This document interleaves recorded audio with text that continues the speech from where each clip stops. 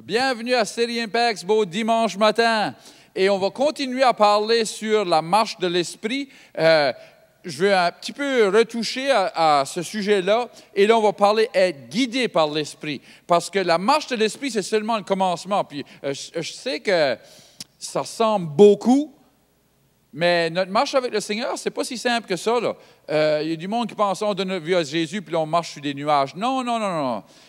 Après ça, c'est à nous de prendre qu'est-ce qu'il a fait pour nous et l'impliquer dans notre vie et d'être guidé par lui et marcher. Les apôtres qui marchaient sur la terre, c'était pas si simple que ça. Il fallait qu'ils entendent du Saint-Esprit, savoir où aller, où pas aller, que faire, quoi pas faire, quoi croire, qu'est-ce qui est Dieu, qu'est-ce qui n'est pas Dieu. Alors, c'est important.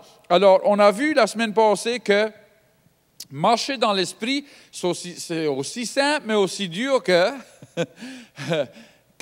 pas être guidé par ce que l'on voit puis que l'on entend, mais être guidé par la parole de Dieu et le Saint-Esprit. Alors, ça veut dire que je comprends que dans chaque circonstance et situation que je fais face à, j'ai toute une armée qui est prête à m'aider. J'ai les anges, j'ai Jésus, j'ai tout le ciel qui va m'aider, j'ai la parole de Dieu que je peux aller et trouver une écriture pour combattre avec. Je ne suis pas seul, gloire à Dieu.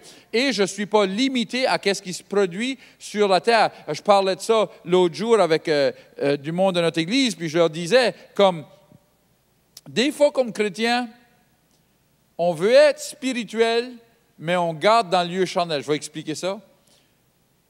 J'ai besoin de l'argent. J'ai besoin de l'argent, payer un bill, payer quelque chose ou acheter quelque chose.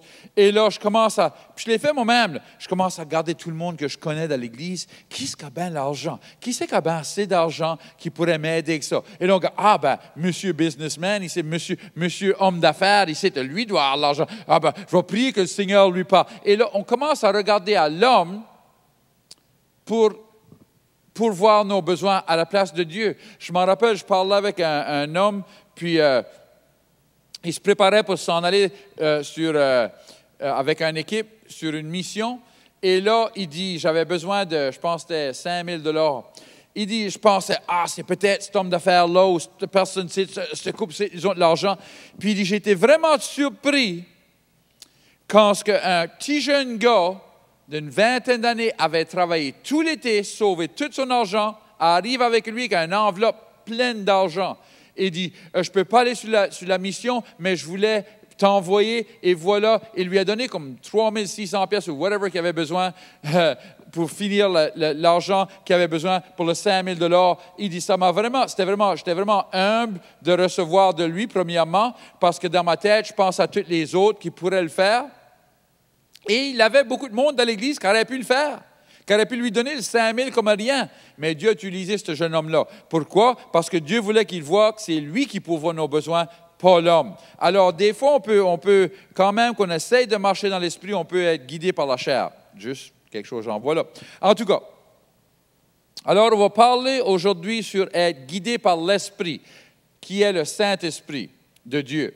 Dans Actes 2 et 16, ça dit, mais c'est ici ce qui a été dit par le prophète Joël. Dans les derniers jours, et je veux parler, les derniers jours, c'est 2 jours, c'est 2000 ans, parce qu'il parle qu'eux sont dans les derniers jours-là, et nous, on est dans les derniers jours maintenant. Alors, comment ça peut être? C'est parce que c'est 2 jours, la Bible, je ne veux pas tout expliquer ça, mais la Bible dit qu'un jour, c'est comme 1000 années, 1000 années comme un jour. Alors, c'est 2000 ans, c'est de quand Jésus est venu sur la terre et quand il va retourner sur la terre. Gloire à Dieu. Dans les derniers jours, dit Dieu, je répandrai de mon esprit sur toute chair. Vos fils et vos filles prophétiseront. Vos jeunes gens auront des visions et vos vieillards auront des songes. Alors, dans ces jours ici, la manière que Dieu opère par son Saint-Esprit, c'est par prophétiser, par le prophétique, et aussi par les visions et les rêves, ou les songes. Oui, sur mes serviteurs et sur mes servants, dans ces jours-là, je répandrai de mon esprit et ils prophétiseront. Je ferai paraître des prodigues en haut dans le ciel et des miracles en bas sur la terre, du sang, du feu et une vapeur de fumée. Le soleil sera changé en ténèbres et la lune en sang, avant l'arrivée du jour du Seigneur. de ce jour grand et glorieux, alors quiconque invoquera le nom du Seigneur sera sauvé. Durant ces 2000 ans-là, il va y avoir beaucoup de monde qui donne leur vie à Jésus, gloire à Dieu. Il va y avoir beaucoup de monde qui vont être guidés par le prophétique. Alors, on va prophétiser. Ça veut pas dire qu'on est tous des prophètes, qu'on a toute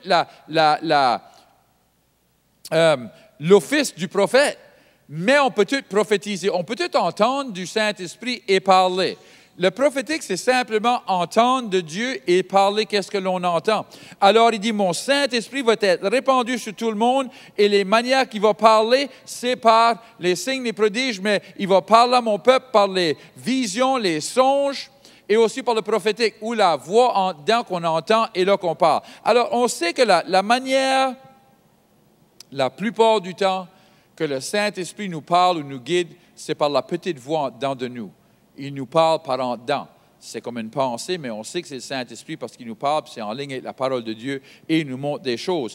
Mais aussi, il nous parle à travers des visions et des songes. Il ne faut pas qu'on pense que c'était juste j'ai trop mangé de pizza ou qu'est-ce que ce soit. Non. Souvent, Dieu nous montre des choses et c'est comme ceci. Des fois, on a un songe, puis ça ne nous laisse pas, mais on dit ça ne fait pas de sens, ça ne fait pas de bon sens. C'est parce qu'on doit voir l'interprétation des rêves ou des songes. On voit dans la Bible souvent que Dieu devait envoyer quelqu'un qui pouvait interpréter. Nous autres, dans notre Église, on a pas mal de monde qui interprète les rêves. Mon épouse est une, et ils ont une équipe qui interprète les rêves. Moi, je suis partie de cette équipe-là. Souvent, quand quelqu'un a un songe, il nous le donne et on s'assit et là, on prie. On demande au Saint-Esprit de nous aider à interpréter le songe pour voir qu'est-ce que c'est que Dieu veut nous montrer. Et Dieu nous montre des choses au travers des songes. Je vais vous montrer ici, Acte 9, verset 10. Or, il y avait à Damas un disciple nommé Ananias. Le Seigneur lui dit dans une vision, Anania, il répondit, me voici, Seigneur. Et le Seigneur lui dit, lève-toi, va dans la rue qu'on appelle la droite et cherche dans la maison de Judas un nommé Saül de Tarse. Car il prie et il a vu en une vision un homme du nom d'Anania qui entrait et qui lui imposait les mains afin qu'il recouvre la vue. Anania répondit et il allait voir Saül. On voit ici, le Seigneur a donné une vision à Saül et une vision à Ananie. Alors, les deux ont eu une vision parce que c'était une grosse chose. Il faut que vous compreniez, là.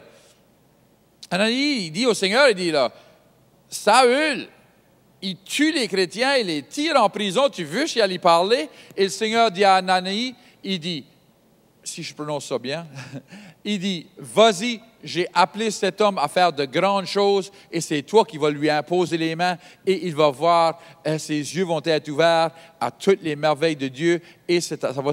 Pensez-y, Ananie, c'est lui qui a été imposé les mains à Saül et Saül qui est devenu Paul, qui est devenu celui qui a écrit 2/3 du Nouveau Testament, grand homme de Dieu, qui a fait des grandes choses pour Dieu. Mais si les visions qu'ils ont eues, si qu'ils auraient dit, c'était seulement de la pizza, puis je m'en vais pas là, ils auraient pu faire faillite à cette vision. Alors, les visions, c'est important. On voit aussi dans Acte 10, verset 1, ça dit, il y avait à Césarée un nommé Corneille, centenier, dans la cohorte dite italienne. Cet homme était pieux et craignait Dieu avec toute sa maison. Il faisait beaucoup d'aumônes au peuple et priait Dieu continuellement. Vers la 9e heure du jour, il vit clairement dans une vision un ange de Dieu qui entra chez lui et qui lui dit, « Corneille ». Les regards fixés sur lui, il saisit d'effroi. Il répondit, « Qu'est-ce, Seigneur ?» Et l'ange lui dit, « Tes prières et tes aumônes sont montées devant Dieu et il s'en est souvenu. Envoie maintenant des hommes à Joppé et fais venir Simon, surnommé Pierre. Il est logé chez un certain Simon corroyeur dans la maison qui est près de la mer. » Dès que l'ange que lui avait parlé fut parti, Corneille appela 2 de ses serviteurs et un soldat pieux d'entre ceux qui étaient attachés à sa personne. Et après leur avoir tout rencontrés, il les envoya à Joppé. Le lendemain, comme ils étaient en route et qu'ils approchaient de la ville, Pierre monta sur le toit vers la 6e heure pour prier. Il eut faim et il voulut manger. Pendant qu'on lui préparait à manger, il tomba en extase. il vit le ciel ouvert et un objet semblable à une grande nappe attachée par les quatre coins qui descendait et s'abaissait vers la terre, et où se trouvaient tous les quadrupèdes et les reptiles de la terre et les oiseaux du ciel. Et une voix lui dit, « Lève-toi, Pierre, tue et mange. » Mais Pierre dit, « Non, Seigneur, car je n'ai jamais rien mangé de souillé ni d'impur. » Et pour la seconde fois, la voix lui fit encore entendre à lui, « Ce que Dieu a déclaré pur, ne le regarde pas comme souillé. » Cela arriva jusqu'à 3 fois, et aussitôt après, l'objet fut retiré dans le ciel. Tandis que Pierre ne savait en lui-même que penser du sens de la vision qu'il avait eue. Voici les hommes envoyés par Corneille s'étaient informés de la maison de Simon, se présentèrent à la porte. Alors on voit ici, le Seigneur donne une vision à Corneille et il donne une vision à Pierre. Et vous comprenez là, encore ici, il fallait qu'il change les idées à Pierre parce que Pierre, lui, gardait ça. Ceci, c'est pas notre peuple, c'est pas notre monde, c'est pas ceux qu'on est appelés. On n'est pas supposé même manger avec eux. Puis le Seigneur veut que j'aille là, puis je mange avec eux, puis je leur emmène le salut qui est seulement pour les Juifs. Mais Dieu lui dit, c'est pas seulement pour les Juifs, c'est aussi pour les païens. Il l'envoie aux païens. C'est une grande chose, là. Et Pierre écoute la vision, il va là, et quand il arrive là, il commence à partager Jésus, et le Saint-Esprit tombe sur eux comme qu'il avait tombé dans la chambre haute, et ils commencent tous à prier, à parler en langue, gloire à Dieu. Et là, Pierre dit, pourquoi c'est qu'on ne peut pas les baptiser dans l'eau, ici qu'ils sont en train de parler dans le Saint-Esprit? Alors, il les baptise dans l'eau, et on voit que la bonne nouvelle est amenée aux païens à cause de 2 visions. Alors, les visions, c'est important. Il faut comprendre quand de grandes choses vont se produire, Dieu amène des visions pour qu'on puisse comprendre que c'est lui, parce que notre tête ne comprend pas. Je vais vous en amener un autre si vous ne me croyez pas encore. Actes 16, 9 et 10. Pendant la nuit, Paul eut une vision.